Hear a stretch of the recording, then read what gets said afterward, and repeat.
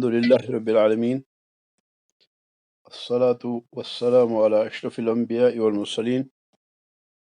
سيدنا ونبينا محمد وعلى آله وأصحابه أجمعين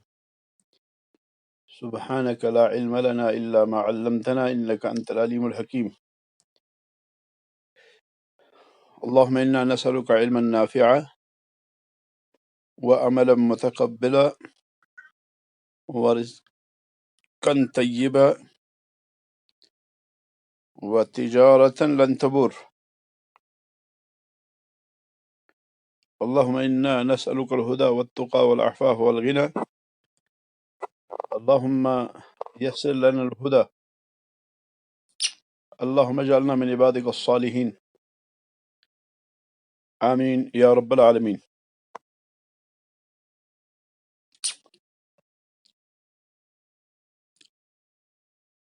تفسیر قرآن کے طرق،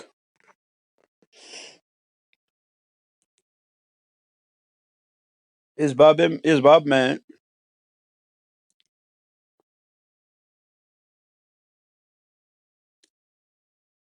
جو طریقے ہمارے سامنے آئے ان میں تفسیر القرآن بالقرآن، تفسیر القرآن بالسنہ، تفسیر القرآن باقوال الصحابہ، اور پھر ہم نے آخر پہ کہا کہ تفسیر القرآن باقوال التابعین۔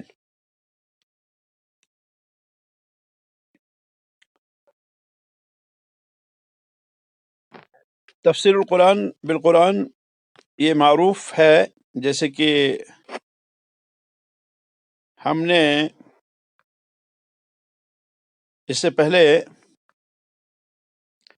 یہ کہا تھا، اور اسی طرح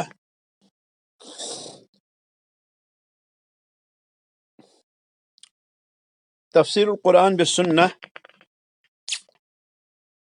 کے بارے میں بات ہو چکی ہے، اور اسی طرح سے اقوال صحابہ سے تفسیر قرآن کا ذکر ہو چکا ہے۔ آج ہم آخری نقطہ جو ہے وہ جس کو ہم کہیں گے اس باب میں کہ تابعین رضوان اللہ علیہ مجمعین کے اقوال سے قرآن کی تفسیر۔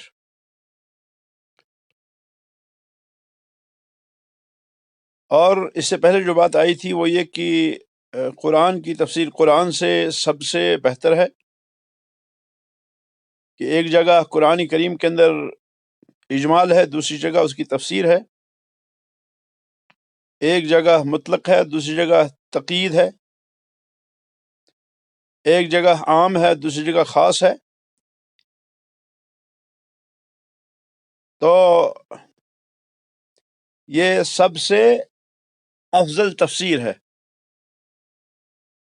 اور اس کے بعد پھر قرآن کی تفسیر سنت مبارکہ سے، رسول اکرم صلی اللہ علیہ وسلم کی احادیث سے، اور پھر صحابہ رضوان اللہ علیہم اجمعین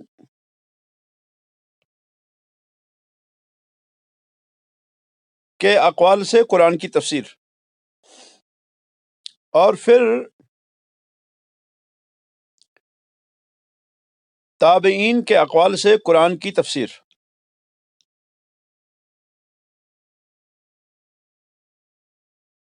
یہاں پر میں ایک ضمناً اسلام کے فضائل میں سے ایک فضیلت کا بیان کرتا ہوں، وہ یہ کہ قرآن کریم کی برکت سے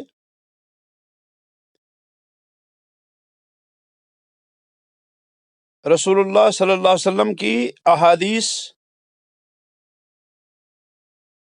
پڑھنے، پڑھانے، روایت کرنے، نقل کرنے کے ذریعے سے بہت سے رجال کی سیرت جو ہے وہ مدون ہو گئی، کن کن لوگوں نے رسول اکرم صلی اللہ علیہ وسلم سے حدیثیں بیان کی ہے، ان کے سیرت، ان کی سیرت جو ہے وہ مدون ہو گئی، وہ لکھ لی گئی۔ پھر صحابہ سے کس کس نے روایت کیا، وہ سارا لکھا ہوا ہے۔ وہ ان لوگوں کی سیرتیں بھی جو ہے وہ لکھی گئی ہیں۔ آج تک جس زمانے میں ہم جی رہے ہیں، اس زمانے تک رسول اللہ صلی اللہ علیہ وسلم کی احادیث کو لینے والوں کی سیرت، ان کے حالات، ان کی زندگی ساری جو ہے وہ ازبر ہو گئی، وہ لکھی جا چکی ہے۔ جبکہ دیگر ادیان میں ایسا نہیں ہے۔ دیگر ادیان میں یہ سلسلہ نہیں ہے۔ اس کی وجہ کیا ہے؟ اس کی وجہ یہ ہے، اللہ رب العالمین خود فرماتے ہیں اِنَّا نَحْنُ نَزَّلْنَا الذِّكْرَ وَإِنَّا لَهُ لَحَافِظُونَ، کہ ہم نے ذکر نازل کیا، یعنی قرآن ہم نے نازل کیا، اور قرآن کی حفاظت ہم خود کرنے والے ہیں۔ آپ اگر دیگر ادیان کی کتب کو دیکھیں گے، جن کتابوں کے بارے میں وہ دعویٰ کرتے ہیں کہ یہ آسمانی کتابیں ہیں، آپ ان کی سند نہیں پائیں گے، ان کی سند آپ کو نہیں ملے گی۔ چند ایک آدمی جو ہے مشہور آدمی، ان کا نام ملتا ہے بس۔ لیکن یہ دین اسلام کا ترہ امتیاز ہے کہ دین اسلام کے اندر ایسے سارے لوگوں کی سیرت جو ہے وہ منضبط ہو گئی، وہ لکھی جا چکی، کہ جنہوں نے رسول اکرم صلی اللہ علیہ وسلم کی احادیث کو، رسول اللہ صلی اللہ علیہ وسلم کی باتوں کو، رسول اللہ صلی اللہ علیہ وسلم کے افعال کو، رسول اللہ صلی اللہ علیہ وسلم کے اعمال کو، یا رسول اکرم صلی اللہ علیہ وسلم کی تقاریر کو محفوظ کیا۔ چنانچہ آپ دیکھیں گے، کتاب ہے علم الرجال میں، کتاب کا نام ہے تہذیب الکمال، علامہ مزی کی ہے رحمۃ اللہ علیہ۔ یہ 7ویں، آج سے 700 سال پہلے کے جو ہے آدمی گزرے ہیں، شام کے علامہ مزی رحمۃ اللہ علیہ، انہوں نے کتاب لکھی تہذیب الکمال۔ یہ تہذیب الکمال جو ہے لگ بھگ 20 جلدوں میں کتاب ہے۔ اس کتاب کے اندر صرف روات کا ذکر ہے، اور کن روات کا؟ اس کتاب کے اندر ان روات کا ذکر ہے جن روات نے صحیح بخاری، صحیح مسلم، سنن ابی داود، سنن ترمذی، سنن نسائی، سنن ابن ماجہ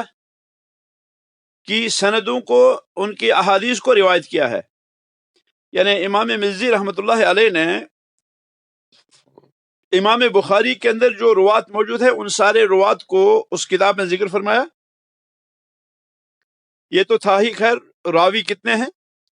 پھر ان راوی جو ہے وہ راوی ہیں، ان روات کے اساتذہ کتنے ہیں، ان کو بھی درج کیا، اور پھر ان کے کتنے ہیں ان کو بھی درج کیا، اور پھر ان کے کتنے ہیں ان کو بھی درج کیا۔ اس طرح سے ان جو ہے روات کے شاگرد کون کون سے ہیں، وہ سب انہوں نے درج کیا اپنے زمانے تک۔ امام مزی رحمۃ اللہ علیہ، تہذیب الکمال ان کی کتاب ہے۔ اسی طرح سے ابن حجر رحمہ اللہ نے اس کتاب کی تلخیص کی، اس کو مختصر کیا، اور کتاب کا نام رکھا تقریب التہذیب۔ پہلے جو ہے تہذیب التہذیب، پھر تقریب التہذیب۔ تو اس کے علاوہ بھی بہت سی کتابیں ایسی ہیں جہاں پر ان سارے لوگوں کے احوال، ان سارے لوگوں کے حالات، ان سارے لوگوں کی ثقافت، ان سارے لوگوں کی فقاہت کو درج کیا گیا ہے، کہ جن لوگوں نے رسول اکرم صلی اللہ علیہ وسلم کی احادیث کو لیا اور جمع کیا۔ بلا لومۃ لائم یہ بات کہی جا سکتی ہے کہ جو احادیث ہمارے پاس موجود ہے آج، یہ احادیث رسول اکرم صلی اللہ علیہ وسلم ہی سے منقول ہیں، اور حد یہ ہے کہ اگر رسول اکرم صلی اللہ علیہ وسلم پر بہتان باندھا گیا، یعنی رسول اکرم صلی اللہ علیہ وسلم کے بارے میں کوئی حدیث بنائی گئی، بہت سی ایسی حدیثیں باندھی گئی ہیں، تو ان محدثین نے ان احادیث کو بھی واضح کر دیا کہ فلاں فلاں حدیث جو ہے وہ رسول اللہ صلی اللہ علیہ وسلم نے تو نہیں فرمائی، لیکن کیا ہے، وہ حدیث رسول اللہ صلی اللہ علیہ وسلم پر بہتان لگائی گئی ہے، وہ حدیث رسول اکرم صلی اللہ علیہ وسلم پر جو ہے الزام لگایا گیا ہے کہ رسول اللہ صلی اللہ علیہ وسلم نے ایسا فرمایا، حالانکہ ایسا نہیں ہے، یعنی رسول اللہ صلی اللہ علیہ وسلم نے وہ فرمایا تو نہیں ہے، لیکن راوی کہتا ہے کہ یہ جو ہے رسول اللہ صلی اللہ علیہ وسلم نے ایسا کیا، تو گویا کہ انہوں نے بہتان لگایا رسول اکرم صلی اللہ علیہ وسلم پر، اور اس طرح سے وہ رسول اکرم صلی اللہ علیہ وسلم کی نبوت اور رسالت کی صداقت جو ہے وہ عیاں ہو گئی، کہ رسول اکرم صلی اللہ علیہ وسلم نے فرمایا تھا من کذب علی متعمدا فلیتبوأ مقعدہ من النار، کہ جو شخص مجھ پر جان بوجھ کر کوئی حدیث باندھے گا وہ اپنا ٹھکانہ جہنم میں بنا لے۔ یا جیسے اللہ رب العالمین نے قرآن کریم کے بارے میں فرمایا ومن اظلم ممن افترى علی اللہ کذبا، اس بہت بڑا ظالم ہے وہ شخص جو اللہ پر الزام لگاتا ہے، جو اللہ رب العالمین کے بارے میں وہ بات کہتا ہے جو اللہ نے نہیں کہی، یعنی وہ کہتا ہے اللہ نے فرمایا حالانکہ اللہ نے کہا ہی نہیں۔ اس کا مقصد یہ ہے کہ وہ کیا کرے، اس کا مقصد یہ ہے کہ وہ اس جو ہے اللہ وہ جو ہے وہ اپنے طرف سے کوئی بات کہے اور پھر نام جو ہے اللہ کا دے، تو ایسا نہیں ہے۔ تو یہ جو تابعین رضوان اللہ علیہم اجمعین ہیں، تابعین رضوان اللہ علیہم اجمعین جو ہیں، تابعین کے اقوال قرآن کریم کی تفسیر میں چوتھا درجہ رکھتے ہیں، کیونکہ میں نے کہا، میں نے عرض کیا تھا اس سے پہلے کہ پہلا درجہ جو ہے وہ ہے تفسیر القرآن بالقرآن، قرآن کی تفسیر قرآن سے، اور دوسرا درجہ جو ہے وہ ہے قرآن کی تفسیر رسول اکرم صلی اللہ علیہ وسلم کی احادیث سے، اور تیسری تفسیر جو میں نے کہا تیسرا درجہ وہ ہے صحابہ رضوان اللہ علیہم اجمعین کے اقوال سے رسول اکرم قرآن کریم کی تفسیر، یعنی صحابہ جنہوں نے رسول اکرم صلی اللہ علیہ وسلم کو ایمان کی حالت میں دیکھا، ملاقات کی، اور پھر اسی پہ ان کا انتقال ہوا، ان کو صحابہ کہیں گے، اور پھر جنہوں نے صحابہ کو دیکھا تو ان کو ہم کہیں گے تابعین۔ تو چوتھا درجہ جو آتا ہے تفسیر کا وہ آتا ہے تابعین کا، تابعین کے اقوال سے، یعنی تابعین نے جو اقوال جو قرآن کریم کی تفسیر میں اقوال بیان کیے ہیں ان سے قرآن کریم کی تفسیر۔ اس میں ضروری جو نکات ہیں وہ یہ ہے کہ تابعین رضوان اللہ علیہم اجمعین، اللہ کی رحمتیں ہوں تابعین پر، تابعین نے جو تفسیر کی تو انہوں نے قرآن کریم کی یہ تفسیر کہاں سے حاصل کی؟ یہ بہت بڑا سوال ہے کہ انہوں نے قرآن کریم کی تفسیر کہاں سے لی تابعین نے۔ تو ہم کہہ سکتے ہیں کہ انہوں نے کئی طریقوں سے قرآن کریم کی تفسیر کی، یا ہم کہہ سکتے ہیں کہ تابعین کے کئی مدارس تھے، تابعین کے کئی مدارس تھے جن مدارس سے انہوں نے قرآن کی تفسیر لی۔ اس سے پہلے بھی میں نے کہا تھا کہ مدارس جو ہے یہ مراد نہیں کہ کیا ہے بلڈنگ بنی ہے اور پھر بلڈنگ جو ہے باقاعدہ اس میں ہاسٹل ہے، پھر اس میں کھانے پینے کا انتظام ہے، یا جیسے آج ہمارے پاس تصور ہے مدارس کا، ایسا نہیں تھا، بلکہ وہ یہ ہوتا تھا جیسے کہ آپ نے دیکھا کہ ابن عباس رضی اللہ تعالی عنہ مکہ کے اندر اپنے گھر میں بیٹھتے تھے، اور پھر منادی ہوتی تھی کہ اگر کوئی شخص عرب کے اشعار جاننا چاہتا ہے، عرب کے اشعار سننا چاہتا ہے، یا اس کی کوئی تفسیر چاہتا ہے تو وہ عبداللہ بن عباس کے گھر میں آئے۔ تو یہی حال تھا عبداللہ بن مسعود کا، یہی حال تھا ابی بن کعب کا، یہی حال تھا معاذ بن جبل کا، یہی حال تھا دیگر صحابہ کا کہ شاگرد ان کے پاس آتے تھے، حتیٰ کہ ام المومنین عائشہ صدیقہ رضی اللہ تعالی عنہا وہ بھی اسی طرح سے ان کے پاس بھی شاگرد آتے تھے اور ان سے علم لیتے تھے۔ تو مراد یہ ہے کہ کیا ہے مدارس یعنی فکر، یہ جو ہے قرآن کریم نے یہ تفسیر کہاں سے لی؟ تو پہلی چیز جو ہے پہلا طریقہ جو تھا صحابہ کا تابعین کے تفسیر قرآن لینے کا وہ تھا کہ جو انہوں نے صحابہ سے سنا وہ اسی کو نقل کر دیتے تھے، یعنی انہوں نے قرآن کریم کی کسی آیت کے بارے میں کسی صحابی سے کوئی بات سنی تو پھر اس کو جو ہے نقل کر دیا، جو ہی سنا تو ہی اس کو نقل کر دیا، اور یہ بہت زیادہ ہے، کیونکہ آپ دیکھیں گے کہ اگر کسی صحابی کا کوئی شاگرد ہے تو وہ کیا کرتا ہے، وہ اسی کی تفسیر سے قرآن کی تفسیر کرتا ہے، یعنی صحابی کی تفسیر سے قرآن کی تفسیر کرتا ہے، جیسے صحابی نے اس سے بیان کی اسی طرح وہ بیان کرتے ہیں۔ مثال کے طور پر عبداللہ بن مسعود رضی اللہ تعالی عنہ جو صحابی ہیں رسول اکرم صلی اللہ علیہ وسلم کے صحابہ میں سے، اور عظیم ترین صحابی ہیں. ان کے ایمان لانے کا واقعہ بھی عجیب و غریب ہے. عبداللہ بن مسعود رضی اللہ عنہ ایک دن جو ہے وہ بکریاں چرا رہے تھے. یہ لوگوں کی بکریاں چراتے تھے جو ہے مزدوری پر. تو ایسا ہوا کہ محمد الرسول اللہ صلی اللہ علیہ وسلم کا وہاں سے گزر ہوا مکی زندگی میں. تو ابھی چند لوگ جو ہے وہ اس وقت جو ہے نبی علیہ السلام کو انہوں نے نبی برحق مانا تھا. ابھی جو ہے زیادہ تعداد نہیں تھی. تو عبداللہ بن مسعود رضی اللہ تعالیٰ عنہ بھیڑ بکریاں چلا رہے تھے. وہاں سے رسول اکرم صلی اللہ علیہ وسلم کا گزر ہوا. جو ہی گزر ہوا رسول اکرم صلی اللہ علیہ وسلم کا تو رسول اللہ صلی اللہ علیہ وسلم نے عبداللہ بن مسعود سے فرمایا کہ آپ مجھے کچھ جو ہے کھانے کے لیے دے سکتے ہو؟ اگر ہو سکے تو مجھے جو ہے دودھ پلا دو کیونکہ بھوک لگی ہے. لیکن عبداللہ بن مسعود رضی اللہ تعالی عنہ نے جواب دیا, کہا انا مؤتمن, کہ میں امانت دار ہوں, میں امانت دار ہوں. اس وقت عبداللہ بن مسعود مسلمان نہیں ہوئے تھے. اس وقت عبداللہ بن مسعود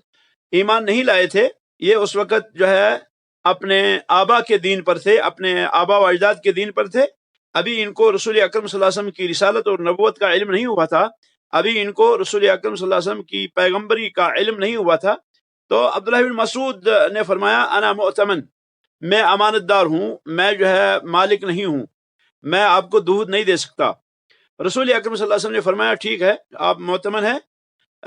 غلام معلم, فرمایا غلام معلم, ماشاءاللہ بہت ہی اچھا بچہ ہے جو امانت دار. اس وقت جو ہے یہ چھوٹے تھے. تو اس کے بعد نبی علیہ السلام نے عبداللہ بن مسعود سے فرمایا کوئی ایسی بکری لاؤ جو ابھی گابن نہ ہو, جس نے ابھی بچہ نہ دیا ہو اور نہ ابھی وہ جو ہے وہ دودھ دیتی ہو, ابھی وہ حاملہ بھی نہیں ہوئی ہو, ایسی بکری لاؤ. تو انہوں نے ایک بکری کو لایا جو ابھی جو ہے جو ابھی گابن نہیں ہوئی تھی, جو ابھی جس کا جو حاملہ نہیں ہوئی تھی, جس نے ابھی دودھ نہیں دیا تھا, ابھی جو ہے بکرے سے اس کا پالا نہیں پڑا تھا. تو ایسا ہوا کہ جب وہ لائی گئی تو رسول اکرم صلی اللہ علیہ وسلم نے بسم اللہ کہا اور اس کے تھنوں کو جو ہے صاف کیا, اور پھر جو ہے دیکھا کہ دودھ سے تھن اس کے بھر گئے. جو ہی دودھ سے تھن بھر گئے تو نبی علیہ السلام نے بسم اللہ کر کے خود اپنے ہاتھ سے دوہا اس بکری کو, اور جو ہے پہلے عبداللہ بن مسعود کو پلایا اور پھر خود جو ہے آپ نے تناول فرمایا. اور پھر آخر پہ نبی علیہ السلام نے تھنوں سے کہا اوکلس, بکری کے تھنوں سے کہا اوکلس, کہ تم جو ہے سمٹ جاؤ جیسے پہلے تھے. تو وہ ایسے ہی ہو گئے. عبداللہ بن مسعود رضی اللہ عنہ یہ دیکھتے رہے تو کہا کہ علمنی مما علمک اللہ, سمجھے کہ شاید یہ کوئی جنتر منتر ہے, کہ انہوں نے یہ جنتر منتر پڑھا اور جنتر منتر سے انہوں نے کیا کیا, یہ دودھ لیا اس بکری سے, اس جو ہے ابھی جو حاملہ نہیں ہوئی ہے بکری, ابھی جس نے دودھ نہیں دیا ہے, ابھی بچہ نہیں دیا اس نے, تو اس بکری سے جو دودھ لیا یہ کوئی جنتر منتر ہے. تو نبی علیہ السلام نے ان پر اپنی رسالت اور نبوت بیان کی, فرمایا کہ میں اللہ کا رسول ہوں, میں اللہ کا نبی ہوں. اور عبداللہ بن مسعود رضی اللہ تعالیٰ عنہ متاثر ہوئے اور پھر فرمایا کہ میں شام کو آپ کی خدمت میں حاضر ہوں گا. شام کو جب بکریاں انہوں نے اپنے جو ہے مالکوں کو حوالہ کر دی, اس کے بعد آئے اور نبی علیہ السلام کی خدمت میں پہنچے, اور پھر انہوں نے جو ہے کلمہ حق قبول کیا, اور انہوں نے کہا اشہد ان لا الہ الا اللہ واشہد ان محمدًا عبدہ ورسولہ, میں گواہی دیتا ہوں کہ اللہ کے بغیر کوئی معبود برحق نہیں, اور یہ کہ محمد صلی اللہ علیہ وسلم اللہ کے رسول ہیں. کیونکہ یہ انہوں نے جو ہے نشانی دیکھی تھی کہ واقعی یہ بکری کے تھنوں کا سکڑنا یا ان کا جو ہے دودھ سے بھر جانا, اور پھر ایسی بکری جو ابھی حاملہ بھی نہیں ہوئی ہے, تو یہ کوئی عام بات نہیں ہے, بلکہ یہ کسی جو ہے خاص آدمی کی بات ہو سکتی ہے. اور پھر جو ہے انہوں نے کلمہ قبول کیا اور انہوں نے اسلام جو ہے قبول کیا, عبداللہ بن مسعود رضی اللہ عنہ. تو اب جس شخص نے عبداللہ بن مسعود رضی اللہ تعالیٰ عنہ کے ساتھ جو ہے کیا ہے ان کا ساتھ رہا تابعین میں سے, تو وہ کیا کرتے ہیں, وہ وہی تفسیر کرتے ہیں جو عبداللہ بن مسعود کرتے ہوں تفسیر. جو تفسیر عبداللہ بن مسعود کی ہے وہی تفسیر وہ بھی کرتا ہے جو عبداللہ بن مسعود کے ساتھ رہا ہو, جو ان کے ساتھ اٹھا بیٹھا ہو. اور اسی طرح سے جو شخص ابی بن کعب رضی اللہ تعالی عنہ کے ساتھ رہا ہو تو وہ جو ہے وہی تفسیر کرے گا جو ابی بن کعب تفسیر کرتے تھے. اسی طرح سے علی بن ابی طالب رضی اللہ تعالی عنہ کے ساتھ جو شخص رہا ہو وہ وہی تفسیر کرے گا جو تفسیر جو ہے عبداللہ ابن جو تفسیر علی بن ابی طالب رضی اللہ تعالیٰ عنہ نے کی ہے۔ تو اسی طرح سے جس شخص نے عبداللہ بن عباس رضی اللہ تعالیٰ عنہ کو لازم پکڑا تو وہ وہی تفسیر کرتا ہے جو تفسیر عبداللہ بن عباس رضی اللہ تعالیٰ عنہ فرماتے ہیں۔ جیسا کہ ہم نے اس سے پہلے پڑھا کہ انہوں نے مجاہد بن جبر رضی اللہ عنہ، مجاہد بن جبر ایک جو ہے جلیل القدر تابعی گزرے ہیں، مفسر قرآن گزرے ہیں، انہوں نے عبداللہ بن مسعود، عبداللہ بن عباس رضی اللہ تعالیٰ عنہ سے کیا ہے علم حاصل کیا، علم تفسیر حاصل کیا، اور انہوں نے کیا کیا، انہوں نے شروع سے لے کے آخر تک 3 بار ان پہ قرآن پیش کیا۔ ہر آیت جب پڑھتے تھے تو ہر آیت کے سامنے جو ہے ٹھہرتے تھے اور پہلے اس کا علم حاصل کرتے تھے، اس کا معنی حاصل کرتے تھے، اور پھر عمل کا طریقہ اس سے جو ہے سیکھتے تھے۔ 3 بار انہوں نے عبداللہ بن عباس رضی اللہ تعالیٰ عنہ پر قرآن پڑھا۔ تو گویا کہ اب یہ جو بیان کرتے تھے جو تفسیر، وہ وہی تفسیر بیان کرتے تھے جو عبداللہ بن عباس رضی اللہ تعالیٰ عنہ تفسیر کیا کرتے تھے۔ تو ہم کہہ سکتے ہیں کہ یہ پہلا ماخذ ہے، تابعین کا یہ پہلا ماخذ ہے کہ جس سے انہوں نے علم تفسیر حاصل کیا۔ دوسرا ماخذ جو ہے تابعین کا وہ یہ ہے کہ تابعی جو ہے وہ کیا کریں، وہ تفسیر میں اجتہاد کریں اور پھر اپنی اجتہاد سے تفسیر کریں۔ اور اجتہاد جو ہے یہ کیسے ہوتا تھا؟ اجتہاد ایسے ہوتا تھا تفسیر میں کہ وہ آیات کو دیکھتے تھے یا وہ سنت مبارکہ کو دیکھتے تھے یا جو انہوں نے سنا ہے اس کو دیکھتے تھے، اور اس طرح سے انہوں نے مختلف علوم کو حاصل کیا ہوتا۔ مختلف علوم کو حاصل کرنے کے بعد پھر کیا ہوتا، اور یہ اکثر تابعین کے پاس ایسا ہے کہ وہ اس چیز کا اعتبار کرتے تھے جس کو انہوں نے سنا ہے۔ جیسے کہ مشہور ہے سعید بن جبیر رضی اللہ عنہ کی حدیث، عمران جو ہے حسین بن عبد الرحمن جو ہے وہ روایت کرتے ہیں کہ ہم جو ہے ان کے پاس تھے، سعید بن جبیر کے پاس تھے رضی اللہ عنہ، اور سعید بن جبیر نے ہم سے سوال کیا اور پھر انہوں نے اس میں فرمایا قد احسن من انتہى الی ما قال، کہ اس شخص نے بہت اچھا کیا جس نے کوئی ایسی چیز جو ہے بیان کی جو اس نے جو ہے سنی ہو۔ تو گویا کہ یہ جو ہے کیا کرتے تھے، یہ مختلف علوم کو سامنے رکھ کر جو ہے اجتہاد کرتے تھے اور پھر قرآن کی تفسیر کرتے تھے۔ اسی لیے آپ دیکھیں گے کہ ان کی جو ہے اختلاف کثرت اجتہاد کی وجہ سے مختلف ہے۔ تو یہ گویا کہ ہم کہیں گے یہ دوسرا ماخذ تھا صحابہ تابعین کا رضوان اللہ علیہم اجمعین کا قرآن کی تفسیر میں۔ اور تیسرا ماخذ جو ہے وہ ہے تابعی کا حال تفسیر کے باب میں، یعنی تفسیر کے دوران جو حال تھا، اور وہ بہت ہی کیا کہتے تھے، کبھی کسی کلمے کا اختصار کے ساتھ تفسیر بیان کرتے تھے، یعنی تابعین کبھی جو ہے اختصار کے ساتھ بیان کرتے تھے، اور کبھی جو ہے وہ ان سے سوال ہوتا تھا تو سوال کا جو جواب دیتے تھے، اور وہ جو ہے مفصلاً جواب دیتے تھے، اور وہ سوال جو ہے جواب جو ہے وہ لمبا ہوتا تھا کیونکہ وقت کا تقاضا تھا وہ۔ تو کبھی وہ مختصر بیان کرتے تھے اور کبھی تفصیلی۔ اسی لیے آپ جو ہے عجیب لگے گا آپ کو کہ تابعین جو ہیں جب قرآن کی تفسیر کرتے ہیں تو آپ پائیں گے کہ ان کی تفاسیر میں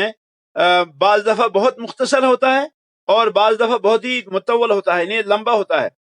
تو آپ دیکھیں گے کسی آیت کی تفسیر میں وہ بہت ہی اختصار سے کام لیتے ہیں کبھی، اور کبھی وہ کسی آیت کی تفسیر میں کیا ہے بہت لمبے جاتے ہیں، بہت جو ہے تفصیل کے ساتھ بیان کرتے ہیں۔ اور اس کا سبب جو ہے وہ کیا ہے، وہ ہے حالات کا اختلاف، یعنی کبھی وہ محسوس کرتے کہ تھوڑی سی تفسیر سے کیا ہے کام جو ہے پورا ہوگا، اور کبھی وہ جو ہے چاہتے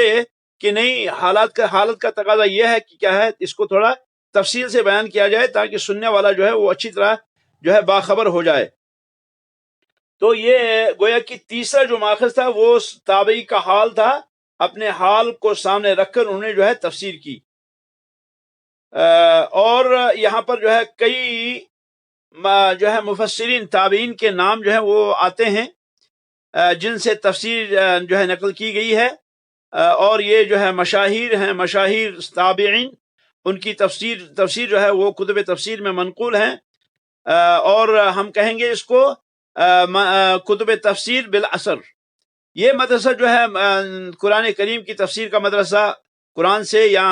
قرآن کریم کی تفسیر سنت مطہرہ سے یا قرآن کریم کی تفسیر اقوال صحابہ سے، اور اسی طرح سے قرآن کریم کی تفسیر تابعین کے اقوال سے، اس سارے کو ہم کہیں گے مدرسۃ التفسیر بالعصر، اس کو کہیں گے ہم مدرسۃ التفسیر بالعصر، مدرسۃ التفسیر بالعصر اس کا نام ہے۔ تو گویا کہ مدرسۃ التفسیر بالعصر جو ہم کہیں گے، یا ہم کہیں گے کہ عصری مدرسہ تفسیر، عصری مدرسہ تفسیر، تو ہم کہہ سکتے ہیں کہ یہ کیا ہے، یہ ایک تو وہ ہے جو قرآن، تفسیر القرآن بالقرآن ہو، اور پھر جو ہے تفسیر القرآن بالسنہ ہو، اور پھر تفسیر القرآن باقوال الصحابہ ہو، اور پھر تفسیر القرآن باقوال التابعین ہو۔ تو یہ جو ہے یہاں تک ہم کیا کہیں گے، اس کو کہیں گے ہم مدرسۃ القرآن، مدرسۃ التفسیر العصری۔ اور اصل سے یہاں مراد کیا ہے؟ اصل سے مراد یہ ہے کہ جس نے صحابی سے نقل کیا تو گویا کہ اس نے قرآن کی تفسیر جو ہے وہ کیا ہے، وہ حدیث سے کی، اور جس نے تابعی سے کیا تو اس نے بھی جو ہے کیا ہے، قرآن کی تفسیر جو ہے کس سے، حدیث سے کی۔ حتیٰ کہ اگر صحابی کی تفسیر جو ہے وہ اجتہاد ہو، لغوی اجتہاد ہو، یا وہ تابعی کی تفسیر جو ہے وہ لغوی اجتہاد ہو، اور اس نے وہ جو ہے نقل نہ کیا ہو، تو اس کو بھی ہم جو ہے یہی نام دیں گے کہ تفسیر القرآن العصری۔ تو گویا کہ اس کا نتیجہ جو نکلتا ہے وہ یہ نکلتا ہے کہ قرآن کی تفسیر کے دو مشہور مدرسے ہیں۔ ہم نے اس سے پہلے پڑھا تھا کہ قرآن کے مدارس جو ہے مثلا مدرسۃ مکہ، مدرسۃ مدینہ، مدرسۃ کوفہ، مدرسۃ بصرہ، یا ہم نے پڑھا تھا کہ مدرسۃ ابن عباس، یا مدرسۃ عبداللہ ابن مسعود، یا مدرسۃ ابی ابن کعب، یا مدرسۃ معاذ بن جبل، وہ جو ہے اس اعتبار سے تھے، اشخاص کے اعتبار سے۔ لیکن اب جب ہم ان ساروں کو ملائیں گے تو ہم دیکھتے ہیں وہاں پر کہ مدارس ہمارے پاس دو قسم کے آتے ہیں تفسیر کے بارے میں۔ ایک جو ہے وہ ہے مدرسۃ تفسیر بالعصر، یعنی احادیث سے قرآن کریم کی تفسیر کا مدرسہ، اور دوسرا ہے مدرسۃ التفسیر بالرائے، تفسیر کے ذریعے، رائے کے ذریعے قرآن کریم کی تفسیر۔ اور یہ جو مدرسۃ التفسیر بالرائے ہے، یعنی رائے کے ذریعے تفسیر والا جو ہے مدرسہ، اس کے کئی مدارس ہیں۔ اس کے اندر سے مثال کے طور پر مدرسۃ التفسیر باللغہ، لغوی طور تفسیر کا مدرسہ، اور صحابہ رضوان اللہ علیہم اجمعین نے تفسیر فی اللغہ باللغہ میں اجتہاد کیا، جیسا کہ ہم نے اس کی مثالیں جو ہے پہلے جو ہے دی ہیں۔ اور اسی طرح سے تابعین نے رضوان اللہ علیہم اجمعین، انہوں نے قرآن کے جو ہے اثر سے، احادیث سے تفسیر کی، اور اسی طرح سے انہیں لغت سے بھی جو ہے کیا کیا، لغوی اعتبار سے بھی تفسیر کی۔ اور لیکن جو ان سے نقل کیا گیا ہے، حتیٰ کہ وہ لغوی ہو، اس کو جو ہے مدرسۃ تفسیر باللغہ جو ہے وہ بیان نہیں کرتے، بلکہ یہ جو ہے مدرسۃ تفسیر بالعصر ہی کہتے ہیں۔ یعنی تابعین یا صحابہ اگر لغوی طور بھی قرآن کریم کی تفسیر بیان کریں تو اس کو ہم جو ہے وہ کہیں گے مدرسۃ تفسیر العصری، کیونکہ آپ جانتے ہیں کہ حدیث کی جو ہے وہ قسمیں ہیں۔ حدیث کی 3 قسمیں ہیں۔ ایک حدیث جو ہے وہ مرفوع ہے، دوسری حدیث جو ہے وہ موقوف ہے، اور تیسری حدیث جو ہے وہ مقطوع ہے۔ مرفوع حدیث وہ حدیث ہے جس کی سند رسول اللہ صلی اللہ علیہ وسلم تک پہنچتی ہو، اور موقوف حدیث وہ حدیث ہے جس کی سند صحابی تک پہنچتی ہو، اور مقطوع حدیث وہ حدیث ہے جس کی سند تابعی تک پہنچتی ہو۔ تو گویا کہ اگر رسول اکرم صلی اللہ علیہ وسلم تک سند پہنچتی ہے تو یہ حدیث جو ہے مرفوع ہوئی، اور اگر صحابی تک پہنچتی ہو تو یہ جو ہے موقوف ہوئی، اور اگر جو ہے تابعی تک پہنچتی ہو تو یہ مقطوع ہوئی۔ پھر اب اس میں سے مرفوع اور مقطوع اور موقوف، ان احادیث کی پھر اقسام ہیں۔ بعض احادیث صحیح ہیں اور بعض جو ہیں وہ ضعیف ہیں۔ یہ ممکن ہے کہ ایک حدیث جو ہے وہ کیا ہے، مرفوع ہے لیکن وہ کیا ہے، ضعیف ہے۔ یہ ممکن ہے کہ ایک حدیث جو ہے وہ موقوف ہے لیکن وہ ضعیف ہے۔ یہ ممکن ہے کہ ایک حدیث مقطوع ہے اور وہ ضعیف ہے۔ اور یہ بھی ممکن ہے کہ ایک حدیث جو ہے وہ مرفوع ہے اور صحیح ہے۔ اور یہ بھی ممکن ہے کہ ایک حدیث کیا ہے، موقوف ہے لیکن صحیح ہے۔ اور یہ بھی ممکن ہے کہ ایک حدیث جو ہے وہ مقطوع ہے لیکن صحیح ہے۔ تو گویا کہ یہ سارے پر ہم جو ہے اطلاق کریں گے مدرسۃ التفسیر العصری۔ کیوں؟ اس لیے کہ ان کا اجتہاد جو تفسیر میں تھا وہ لغت کے اندر صرف اجتہاد نہیں تھا، البتہ لغوی اجتہاد جو تھا، جو عربی زبان جو تھی، یہ وہ زبان تھی جس زبان کو وہ لوگ بیان کرتے تھے۔ یعنی یہ جو عربی زبان تھی، یہ وہ زبان تھی جس زبان کو میں وہ بولتے تھے، اور یہ جو ہے ان کا سلیقہ اور ان کی فطرت تھی۔ انہوں نے جو ہے بناوٹی ہم لوگوں کی طرح، جیسے ہم اجمی لوگ ہیں، ہم نے کیا ہے ہم نے عربی زبان کو سیکھا اور پھر ہم بولنے شروع ہوئے، لیکن وہ جو ہے کیا ہے وہ ماں کے پیٹ سے جو ہے پیدا ہوئے، جو ہی وہ انہوں نے باتیں کرنا شروع کر دی، انہوں نے عربی میں جو ہے بات کرنی شروع کی، تو گویا کہ عربیت کا جو سلیقہ ان کے اندر تھا وہ ان کی فطرت میں جو ہے جاگزی تھا، تو انہوں نے یہ بناوٹی عربی نہیں بنائی جیسے کہ تفسیر بالرائے کے مدرسے میں ہوا، کیونکہ وہاں پر جو ہے مدرسہ تفسیر بالرائے، یعنی جب اجمیوں نے قرآن کی تفسیر کی تو وہاں کیا ہے وہاں لہن جو ہے اس میں شامل ہوا، لہن کہتے ہیں غلطی کو، کیونکہ وہ جو ہے عربی زبان کا جو جس کو ہم کہیں گے کہ عربی زبان کا جو سلیقہ ہے، جو بولنے کا طریقہ ہے، جو آداب ہیں، وہ ان کے اندر اس انداز سے نہیں تھے جیسے کہ عربیوں کے اندر موجود تھے۔ تو پھر کیا ہوا یہاں پر، پھر یہ ہوا کہ فساد عربی زبان کے اندر جو ہے وہ پھیل گیا، تو گویا کہ ہم کہیں گے کہ عربی زبان کے جاننے والے کی تفسیر جو ہے یہ اس سے ہوگی جو اس نے لغت سے سیکھی، جیسے تابعین نے سیکھی، جیسے صحابہ نے سیکھی، اور یہ جو ہے بناوٹی نہیں ہے، یہ بناوٹی نہیں۔ اسی لیے علماء جو ہیں وہ شمار کرتے ہیں تابعین کی تفسیر کو، اور اسی طرح سے جو ہے اسی لیے علماء تابعین کی تفسیر اور صحابہ کی تفسیر کو لغوی تفسیر میں شمار نہیں کرتے، حتیٰ کہ انہوں نے اگر اجتہاد بھی کیا ہوگا لغوی اجتہاد اس میں، لیکن اس کو جو ہے وہ ہم جو ہے اس کو جو ہے علماء شمار نہیں کرتے لغوی تفاسیر میں، البتہ اس کو جو ہے اثری تفسیر کہتے ہیں، کیونکہ جو ہے لغت کے ذریعے ان کی تفسیر جو ہے وہ ان کی جو ہے فطری طور تھی، وہ اجتہاد کی وجہ سے نہیں تھی۔ اسی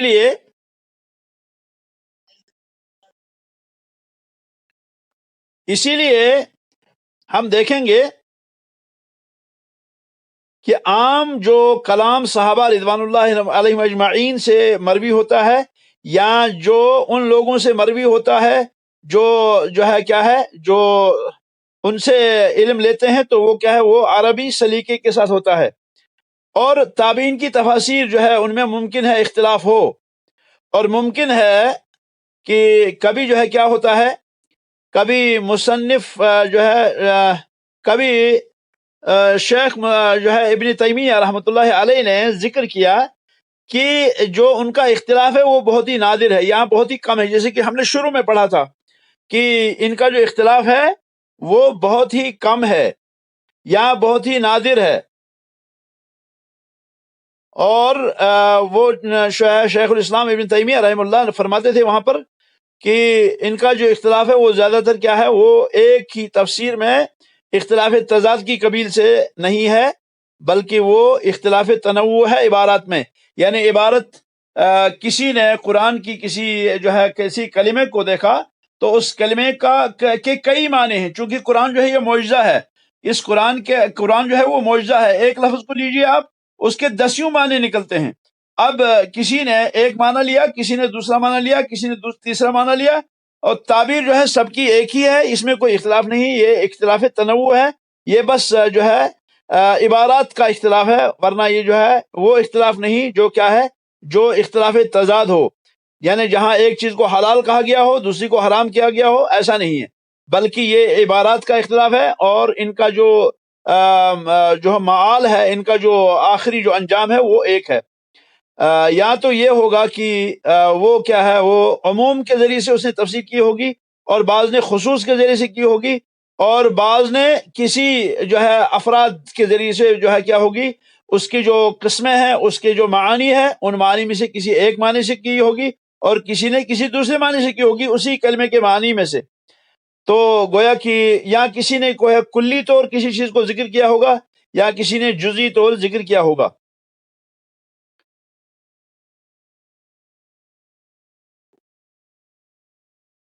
ایک شوشہ جو ہے پھیلایا جاتا ہے کہ قرآن کریم کے اندر جو ہے قرآن کریم کی تفسیر جو ہے یہ اجماعی ہے، لیکن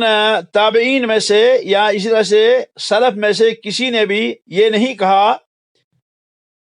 کہ اجمع التابعون على ان تفسیر هذه الكلمة هو كذا،